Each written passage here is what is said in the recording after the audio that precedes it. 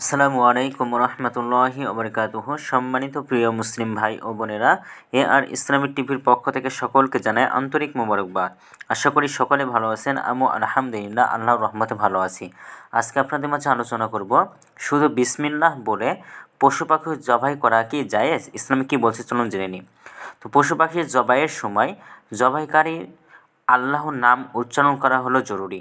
শুধু বিসমিল্লাহ বললেও জবাই শুদ্ধ হয়ে যায়।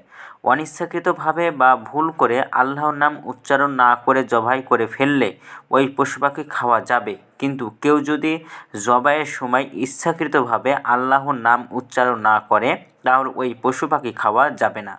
আল্লাহ তাআলা বলেছেন, ওয়ালা তাকতুলু মিম্মা লাম ইয়াজকুর ইসমাল্লাহি আলাইহি ওয়া ইন্নাহু লাফিসকুন ওয়া ইন্না শায়াতিনা লাইউহুনা ইলা আউলিয়াইহিম লাইউজাদিলুকুম ওয়া ইন আতা'তুমুহুম ইন্নাকুম লামুশরিকুন। আর যে পশু জবাই করার সময় আল্লাহর নাম উচ্চারণ করা হয় না তা তোমরা আহার করো না, নিশ্চয়ই তা পাপাচার এবং শয়তানরা তাদের বন্ধুদেরকে তোমাদের সঙ্গে তর্ক ঝগড়া করার জন্য প্ররোচিত করে।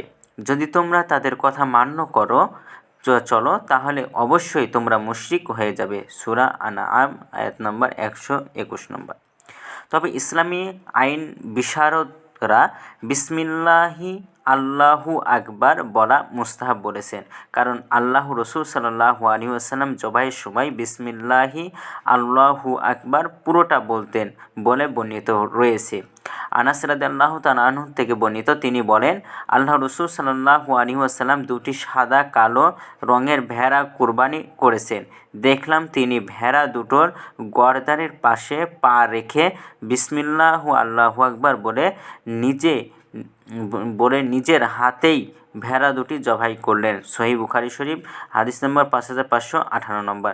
তো ভিডিওটি ভালো লাগলে অবশ্যই চ্যানেলটি সাবস্ক্রাইব করে পাশে থাকবেন। ধন্যবাদ সকলকে। আসসালামু আলাইকুম ওয়া রাহমাতুল্লাহি ওয়া বারাকাতুহু।